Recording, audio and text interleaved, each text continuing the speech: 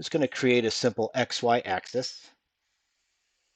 And what we're going to call these is this line here going across the middle is, we're going to call this a couple things. You know, different words work for different people, but we're going to call this the engagement line. And so all the way over here at the worst case, and we'll call this zero engagement. All right. This is a passive employee. This is somebody who shows up to work hoping not to work. Literally yeah, we've all seen them, right? They show up to work, they don't want to work, and they want to fill the day, punch the clock, get hour, and cash the check. Yeah, those are And then hustlers.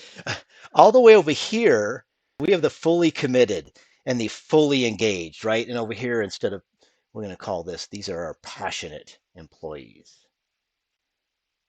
And so this category, and we can do this in different colors and different things, is called the conforming quadrant. So the two lower quadrants of performance are called the passive. They're completely unengaged.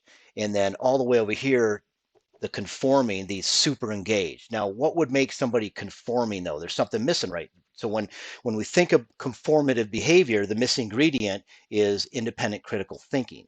So that's our vertical axis. We're gonna chart this on what we call here. The top of this is your independent critical thinker. If we top the charts up here, and at the bottom over here is your completely dependent thinker. So when I was a leader in the Marine Corps and I had young Marine recruits, privates, PFCs, Lance Corporals, et cetera, let's say they're reporting in to me to receive some type of work assignment, they very little initiative is expressed in those early ranks. They're completely dependent on the instructions given for the day, what they're told, et cetera. And then there's an evolution that takes place over an enlistment, over a career, and over a work career in corporate America.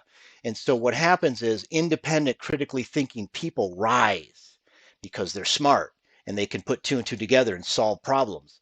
And then people who provide independent critical thinking and are engaged with the organization, think about that. So we got the brains and we got the heart, and that was Chaitin. It was your book, the heart math that made me think of that. And so that creates this category out here, where this outer area are what we call exemplars or exemplary employees. And these are your non-positional leaders and some positional leaders. They're highly engaged with independent critical thinking. They're not conformist type thinking, and they are fully engaged with the organizations, which makes them rock stars. Okay, this represents Until they may get fired. yes. So I'm not done with the model.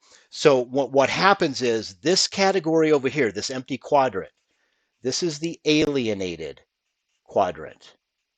Okay, and there's something special about these folks. They're very smart. And at one time, they were probably over here in the exemplar category, and something happened. Maybe it was a past promotion. Maybe it was somebody was crude or obnoxious in the workplace or about their work, or there's all kinds of reasons that could get somebody spun out to move their engagement all the way over to the not engaged side of the equation, which is right here. We start getting it over here, these become disengaged employees. So the workplace America is filled with alienated employees and passive employees. And it's a totally twisted dynamic based on the leadership, what's happening today. So what happens is, as a result of all this, in the middle, which I call, and we could make it circular, would probably be a little bit more visually representative, but this is the pragmatic zone. And this is like a black hole that sucks up initiative and courage and independent critical thinking. And over time, your typical corporation, your typical organization will slowly grow this population, because this is the safe population. This keeps you out of HR. It keeps you under the radar. You're not a rock star. You're not trying to stand out. You're not, and so what happens is when things get tough, these folks, which is the largest population in every organization, will shoot these folks.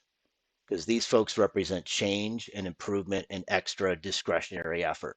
So when we were talking earlier about that dynamic that you found yourself in, that's what happens. So the law of the lid, this is actually, if we were to do this model correctly, it would absolutely be a 3D model where you're working up through your independent critical thinking, getting engaged with the organization, while over time, rapport and trust and credibility maybe in a 3D version of the folks that you're working with. So I just wanted to share, this is one of my favorite matrix. This is called the follower matrix. And there's a whole host of ways to measure this, observe this, but ultimately it comes down to the leader that's in charge of that. How do you manage these folks? And so when we talk about coaching and we talk about Moto 30, Moto 30 has some very there's intense elements to address every one of these areas, right? So if you look at some alienated folks in Moto 30, there's some things that will directly address them. One of those is the one where we talk about you have to value expertise in your organization. These are the people that keep the machine running. So in one of the Moto 30s, we talk about that. And when those folks, they know their value, they know their smarts, they know how to work the gears of, let's say it's a giant ship, and that's and one of the stories we tell is about a ship's engineer who he's the only guy that knows how to fix it, and he wasn't appreciated. So what happens is boom, goes straight over to the alienated column, and we lose all that discretionary effort and then engagement that we need. So I wanted to share this one. I hope you guys like this one. This is a centerpiece of some of the stuff that when we get into actual instructions, classroom instructions, coursework, the overall platform of what we're trying to accomplish with our team as a leader is to get everybody engaged, and then we are coaching independent critical thinking along the way.